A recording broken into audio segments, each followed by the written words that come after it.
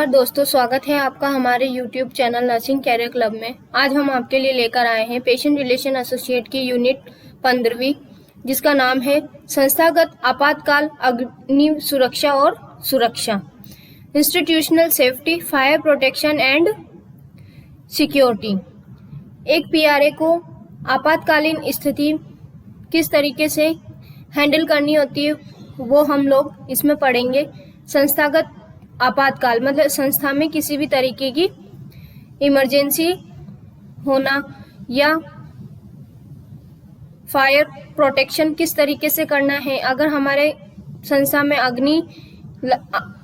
अग्नि सुरक्षा करवानी है तो किस तरीके से हम करवाएंगे, वो सब हम इसमें पढ़ेंगे। संस्थागत आपातकाल अग्नि सुरक्षा और सुरक्षा का मतलब यही है कि एक पीआरए को ये पता होना चाहिए कि हमें किस तरीके से जो पेशेंट है उनकी सेफ्टी, प्रोटेक्शन और सिक्योरिटी का ध्यान रखना है। देखते हैं हमारी कार्यसूची, जिसमें हम पहले देखेंगे परिचय, जो स्लाइड नंबर 5 से 7 पर पढ़ेंगे हम। दूसरा मॉक ड्रिल या निकासी, जो हम स्लाइड नंबर 9 से 12 पर पढ़ेंगे। मॉक ड्रिल मतलब ट्रायल, किस तरीके से अगर कोई कंडीशन अकर्स हो जाती है या इमरजेंसी अकर हो जाती है तो उस कंडीशन में हमें किस तरीके से उससे बाहर निकलना है, इमरजेंसी कंडीशन से किस तरीके से हम बाहर निकल सकते हैं, वो हम देखेंगे।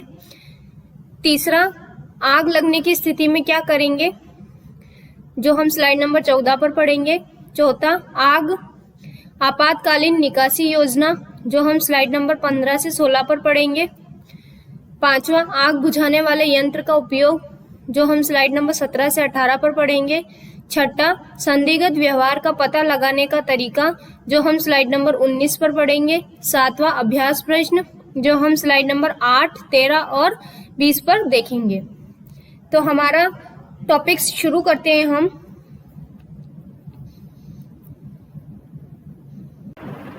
सबसे पहले हम पढ़ेंगे इंट्रोडक्शन। इसका मतलब है जब इमारत के भीतर रहना सुरक्षित ना रहे तो आपातकालीन निकासी की जरूरत होती है।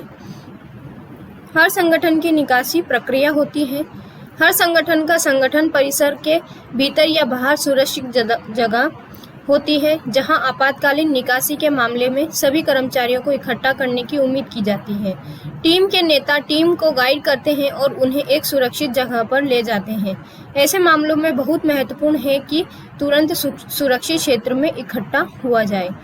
जब भी कोई इंस्टीट्यूट बनाया जाता है या कभी कोई इंस्टीट्यूट का निर्माण किया जाता है तो उसमें आपातकालीन स्थिति में आपातकालीन निकासी मतलब इमरजेंसी एग्जिट जरूर रखा जाता है।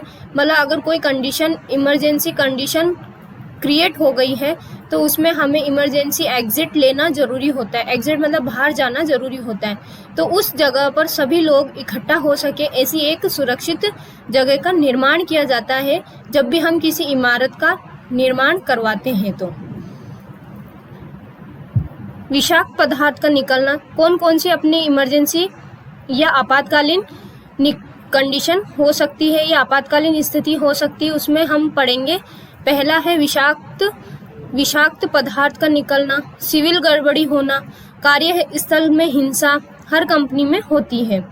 एक निकासी नीति, सभी टीएलए इसके बारे में अपने कर्मचारियों को सूचित करने के लिए जिम्मेदार है। जब टीएलए आपको इन विवरणों के बारे में सूचित कर रहा हो तो ध्यान दें, इसके प्रति लापरवाही आपका जीवन ले सकती है। आपात स्थिति के लिए निर्देशित स्थान सुनिश्चित करें कि आप जानते हो कि ये स्थान कहाँ है। तो उसी तरीके से एक पीआरए को पता होना चाहिए कि हमारे हॉस्पिटल के अंदर अगर कोई भी इमरजेंसी कंडीशन अकर हो गई है, आग लगना या मतलब हिंसा होना या कुछ ऐसी कंडीशन जिसके अंदर जो हमारे मरीज हैं या हमारे जो मरीजों के साथ रहने वाले हैं, हमारा जो स्टाफ है, उन पर खतरा हो सकता है, उनके जीवन पर संकट हो सकता है, तो हम क्या करेंगे, हमें पता होना चाहिए, एक पीआरए को पता होना चाहिए कि अगर कोई इमरजेंसी कंडीशन अगर हो गई है तो हमें किस तरीके से उससे बाहर निकलना है। एक पीआरए को हॉस्पिटल के सभी रास्तों के बारे में जानकारी होना बहुत जरूरी होती है। फिर हम देखते हैं विशेष जरूरतों या विकलांग व्यक्तियों के लिए दोस्त प्रणाली। यदि आप किसी के दोस्त हैं, सुनिश्चित करें कि आप साथी आपके साथ परिसर के बाहर सुरक्षित आ जाएं। एक पीआरए को पता होना चाहिए कि कौन से वार्ड में किस स्थिति के पेशेंट हमें मिलेंगे तो हमें उन्हें पहले लेकर आना है ताकि हम उनकी जान बचा सकें। जैसे अगर कोई विकलांग है या कोई चलने में असमर्थ है तो उनको सबसे पहले हम बाहर लेकर आएंगे सुरक्षित। कार्य क्षेत्रों में निकासी मार्गों के 7 मंजिलों की योजना बनाई जाती है। जब भी हम किसी इमारत का निर्माण करते हैं तो उसके एग्जिट पोल या एग्जिट को हमें ध्यान से बनवाना होता है। अगर कोई कंडीशन क्रिएट होती है तो बाहर जाने में आसानी हो। ये सुनिश्चित करें कि आप उस समय समझें जिससे ज़रूरत के समय आप इसका इस्तेमाल कर सके। एक पीआरए को इमरजेंसी एग्जिट के बारे में बहुत अच्छे से पता होना चाहिए, तभी वे अपने पेशेंट्स को मदद कर पाएगा। इकट्ठा होने के क्षेत्र ये वे क्षेत्र होते हैं जहां आपको निकासी के बाद इकट्ठा होने की आवश्यकता होती है। आपने एग्जिट तो कर लिया एंड एग्जिट करने बाहर तो आ गए, पर आपको एक सुरक्षित स्थान पर भी खड़ा होना होता है या जाना होता है। यदि कोई भूकंप आ रहा है या कोई ऐसी कंडीशन है कि बिल्डिंग की जो इमारत है वो ढह सकती है, तो उस कंडीशन में आपको इमरजेंसी एग्जिट लेना पड़ेगा और सुरक्षित जगह पर जाना पड़ेगा। समय समय पर निकासी अभ्यास सुनिश्चित करें कि आप उन अभ्यासों के दौरान ध्यान दें। आपको अपना जीवन बचाने की ज़रूरत है और आप किसी और का जीवन बचाने में भी मददगार हो सकते हैं। एक पीआरए को ये सारी नॉलेज होना बहुत ज़रूरी है कि हमें इमरजेंसी कंडीशंस में किस तरीके से हम बाहर जा सकते हैं, एग्जिट पोल कहाँ है, किस स्थिति में है, इसका समय समय पर जानकारी लेना ज़रूरी होता है। किस कंडीशन में है, ये सारी एक पीआरए को जानकारी होनी चाहिए। अभ्यास प्रश्न 1, नीचे दिए गए विकल्पों में से आपात स्थिति कौन सी है? पहली, आगजनी, विस्फोट, बाढ़। चौथा, उपरोक्त सभी। तो सही उत्तर है उपरोक्त सभी। कारण, इन सभी आपात स्थिति में निकासी और प्रबंधन की आवश्यकता होती है। फिर हम पढ़ते हैं मॉक ड्रिल या निकासी। मॉक ड्रिल मतलब एक ट्रायल या अभ्यास कि अगर हमारे साथ में कुछ भी घटना घटित होती है तो हम किस तरीके से उससे बाहर आते हैं, तो उसका हमें अभ्यास करना होता है, उसे हम मॉक ड्रिल बोलते हैं। निकासी मतलब बाहर आना। आपातकाल में के समय में अग्नि सुरक्षा और निकासी योजनाएं कर्मचारियों को कर्तव्य और जिम्मेदारियों की रूपरेखा तैयार करती है। चल रहे परीक्षण के लिए आवश्यक है कि ये सुनिश्चित किया जा सके कि कर्मचारी इन कर्तव्यों और जिम्मेदारियों से अवगत रहें। आपातकालीन समय के अंदर मतलब इमरजेंसी कंडीशन में एक कर्मचारी को पता होना चाहिए कि वो किस तरीके से अपने कर्तव्य और जिम्मेदारियों को निभाएगा।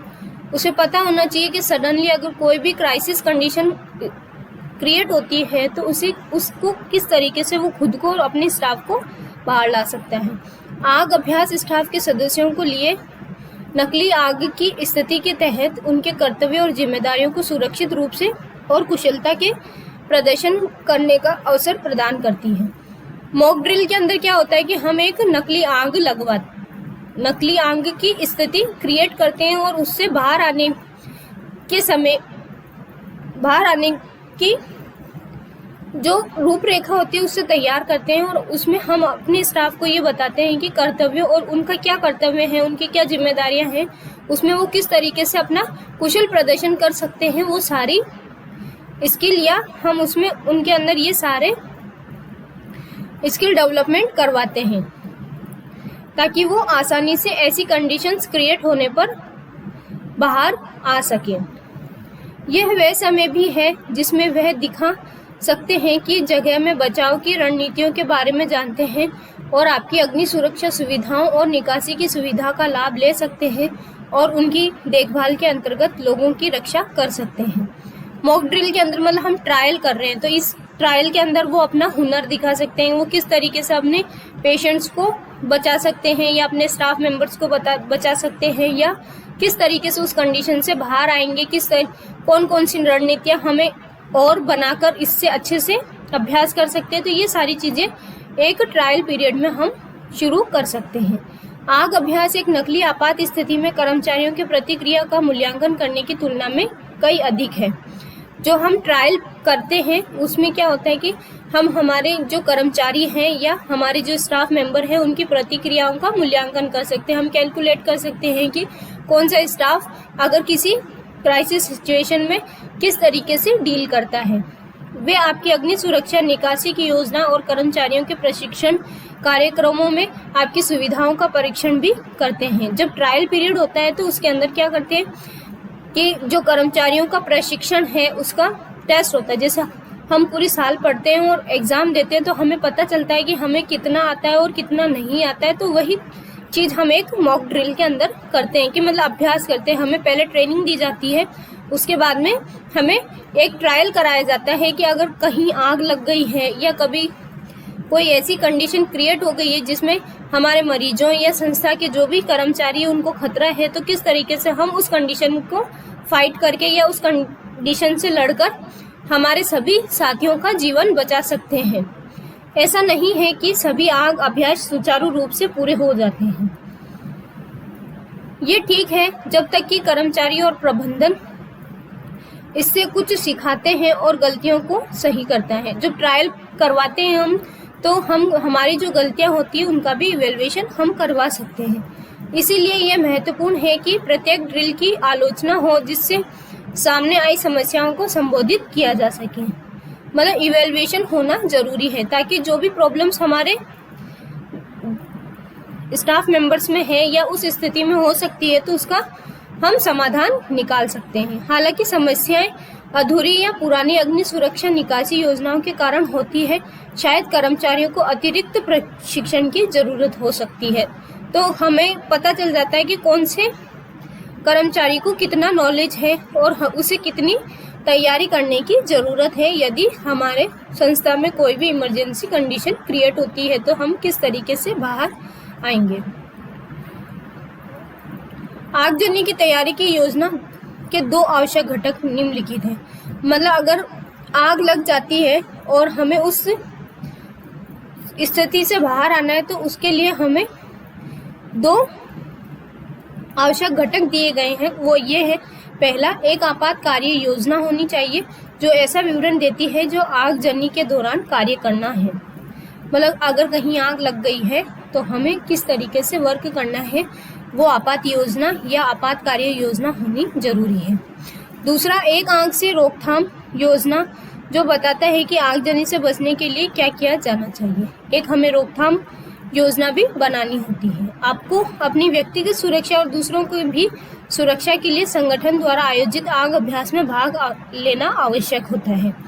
अगर हम उसमें भाग नहीं लेंगे तो हमें नहीं पता चलेगा कि अगर हमारे साथ में सडनली कोई फायर क्रिएट हो जाता है या आग लग जाती है तो हम किस तरीके से उससे बाहर आ सकते हैं। यह अभ्यास आपको आगजनी के मामलों में संगठन की सुरक्षा, साइनेज और कार्य योजना को समझाने में मदद करता है। जब हम ट्रायल पीरियड में या मॉक ड्रिल में पार्टिसिपेट करते हैं तो हमें अच्छा एक्सपीरियंस हो जाता है और हम अच्छे से अभ्यास कर सकते हैं और हम अपने साथियों की, अपने मरीजों की अच्छे से या उनकी उस समय में ध्यान रखकर उनकी जान बचा सकते हैं। अभ्यास प्रश्न 2, मॉक ड्रिल से क्या तात्पर्य है। पहला, ये एक पूर्वाभ्यास है। इसकी आपात स्थिति से निपटने के लिए 2 कर्मचारियों को सतर्क करने के लिए निकासी कैसे करते हैं। तीसरा, अ व ब दोनों। चौथा, निम्न में से कोई विकल्प उपयुक्त नहीं है। कारण, इसका सही उत्तर है अ व ब दोनों। मॉक ड्रिल एक नाट्य रूपांतरण है किसी भी आपात स्थिति से निपटने के लिए।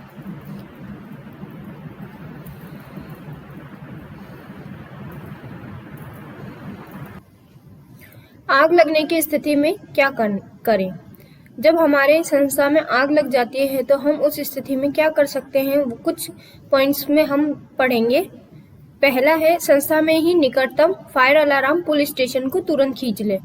अगर हमारी संस्था में आग लग गई है तो हमारे आसपास में फायर अलार्म होता है, उसका हम पुलिस स्टेशन को तुरंत से खींचेंगे ताकि अलार्म ऑन हो जाए।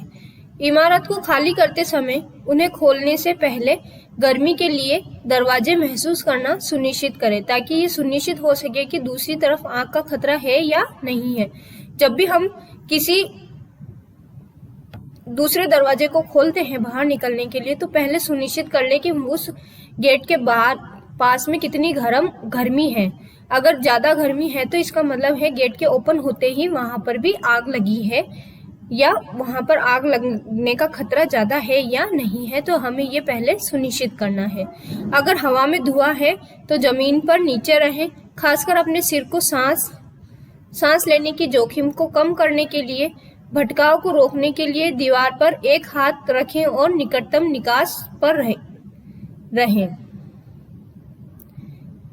एक बार दूर और खतरे से मुक्त होने के बाद अपनी रिपोर्ट संपर्क को कॉल करें और उन्हें आग की सूचना दें। जब आग हवा के अंदर धुआं हो जाए तो आपको सांस लेने में प्रॉब्लम होगी, तो आप जमीन पर लेटकर रेंगते हुए दीवार के सहारे बाहर आने की कोशिश कर सकते हैं, ताकि आपको सांस लेने में दिक्कत ना हो और भटकाव भी नहीं हो, और आप इजीली बाहर आने की कोशिश करेंगे तो आप इजीली बाहर आ जाएंगे और उस कंडीशन से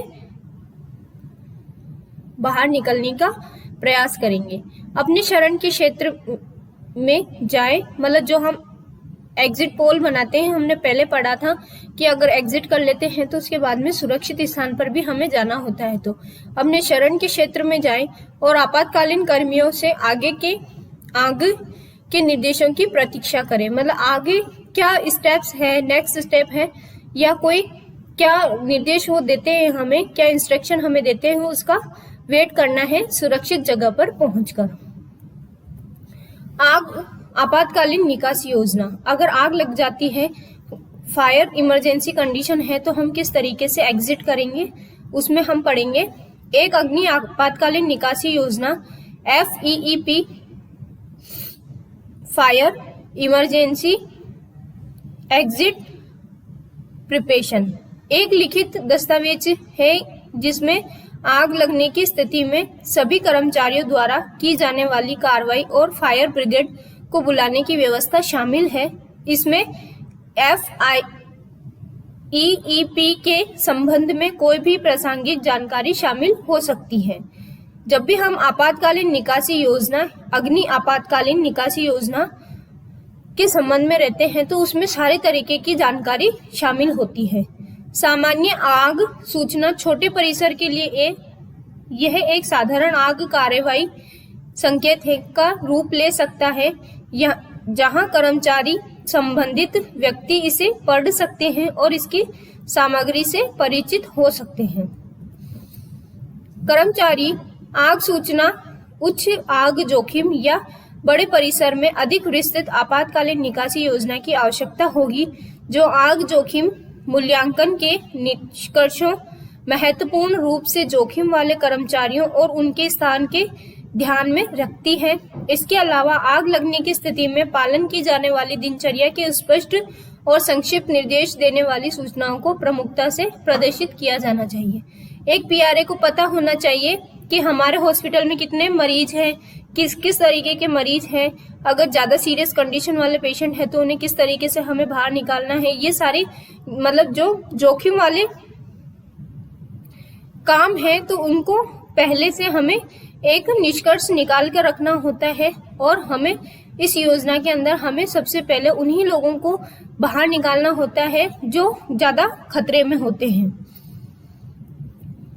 आग बुझाने वाले यंत्र का उपयोग। हम जब तक फायर ब्रिगेड आती है तब तक हम हमारे इंस्टीट्यूट में लग रहे फायर सिलेंडर्स का यूज कर आग बुझाने की कोशिश कर सकते हैं। अग्निशामक यंत्र का उपयोग करने से पहले सुनिश्चित कर ले कि निम्नलिखित मानदंड लागू होते हैं। हमें पता होना चाहिए कि हमें कौन कौन सा स्टेप फॉलो कर हम उस अग्निशामक यंत्र से आग को काबू में पा सकते हैं। आपको अग्निशामक यंत्र को संचालित करने का प्रशिक्षण दिया गया है। एक PRA को अग्निशामक यंत्र को संचालित करने का प्रशिक्षण दिया जाता है, उसी तरह उसे वो फॉलो कर हमारे या उसके इंस्टीट्यूट में जो भी फायर क्राइसिस क्रिएट हुआ है या अग्नि लगी है या आग लगी है तो उसको वो किस तरीके से काबू में कर सकता है जब तक फायर ब्रिगेड या अग्निशामक वाहन नहीं आता है तब तक। यदि आप आग नहीं बुझा सकते हैं तो आपके पास बचने का वैकल्पिक रास्ता है। आप जानते हैं कि क्या जल रहा है और आप उचित अग्निशामक का उपयोग कर रहे हैं। आग बुझाने के लिए काफी छोटी है। आपको ये मालूम होना चाहिए कि हम अग्निशामक यंत्र का उपयोग कर रहे हैं या कोई छोटी सी आग लगी है तो हम अग्निशामक यंत्र का उपयोग कर सकते हैं। बड़ी आग लगी है तो हमें उसको फायर ब्रिगेड से ही बुझाना होता है और इमरजेंसी एग्जिट करना होता है ताकि हम और हमारे साथ में रह रहे मरीजों या और उनके रिश्तेदारों को हम उनको बचा सकें। अग्निशामक यंत्र का ठीक से उपयोग करने का सबसे सामान्य तरीका और विधि का अनुसरण करता है। पहले क्या करेंगे, हम हैंडल के बीच पिन को खींचेंगे, ठीक है। फिर नेक्स्ट स्टेप में क्या करेंगे, अपने और आगे के बीच 6 से 10 फीट की दूरी छोड़ते हुए नली या नोजल को आग के आधार पर लक्षित करेंगे। जो उसका नोजल होगा उसके ऊपर हम उसको सीधा स्ट्रेट रखकर अग्निशामक के हैंडल को निचोड़ेंगे, ठीक है। जो अग्निशामक का हैंडल है उसे हम खींचेंगे, ठीक है। और आग के आधार को ढकने के लिए बुझाने वाली नली या नोजल को एक तरफ से दूसरी तरफ घुमाएंगे ताकि जो आग है उसे हम बुझा सकें। फिर है नेक्स्ट पॉइंट, संदिग्ध व्यवहार का पता लगाने का तरीका। आग के बाद में अगर आग लगने पर हम किस तरीके से कार्य करेंगे वो हमने पढ़ लिया है। उसके बाद में हमारे हॉस्पिटल के अंदर यदि कोई संदिग्ध व्यवहार करता है तो उसका हम किस तरीके से पता लग सकते हैं वो हम पढ़ेंगे।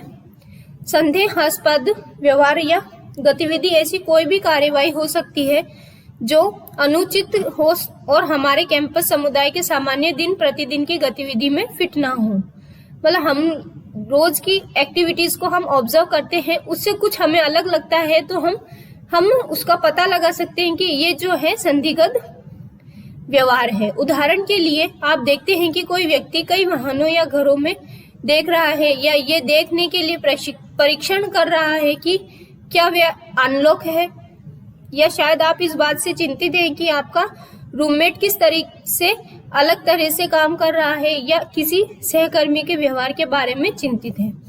तो हम पता लगा सकते हैं कि संदिग्ध व्यवहार मतलब सस्पिशियस बिहेवियर। यदि हमें नॉर्मल डेज की तरह उसकी एक्टिविटी नहीं लगती है तो हम पता लगा सकते हैं कि इसके बिहेवियर में चेंजेस हैं। एक संदिग्ध व्यवहार का पता लगाने की विधि एक सेंसर का उपयोग करके एक संदिग्ध व्यवहार का पता लगाने वाली प्रणाली के अनुकूल होती है। हम कभी कभी हॉस्पिटल में सेंसर्स का भी उपयोग कर सकते हैं। कैमरों के थ्रू भी हम निगरानी रख सकते हैं हमारे स्टाफ मेंबर्स पर और हमारे जो पेशेंट्स हैं उन पर, और जो हमारे बाहर से जो मरीज आते हैं आउट पेशेंट होते हैं उन पर, जिसका अर्थ है कि एक निगरानी किए गए विशेष की गति का पता लगाने के लिए संदिग्ध व्यवहार का पता लगाने की विधि जिसमें शामिल है आउटपुट का आधार पर मॉनिटर किए गए विशेष के एक चल पथ के बारे में जानकारी प्राप्त करने का चरण है। सेंसर का मतलब है मतलब हम सेंसर्स लगा देते हैं। यदि कोई नॉर्मल एक्टिविटी से डिफरेंट एक्टिविटी होती है तो उस सेंसर के थ्रू हमें पता लग जाता है कि ये सस्पिशियस बिहेवियर क्रिएट हो रहा है। अभ्यास प्रश्न 3। प्रश्न, आगजनी की तैयारी के 2 आवश्यक घटक निम्न में से कौन से हैं? एक आपातकालीन योजना जो ऐसा विवरण देती है कि आगजनी के दौरान क्या करना है। एक आग से रोकथाम योजना है जो बताता है कि आगजनी से बचने के लिए क्या किया जाना चाहिए। अ व ब दोनों सही। निम्न में से कोई विकल्प उपयुक्त नहीं है। तो इसका सही उत्तर है अ व ब दोनों, कारण इन योजनाओं से हमें आपात स्थिति पर काबू पा सकते हैं। Thank you. आपको हमारा वीडियो पसंद आया होगा, please like share and subscribe करें।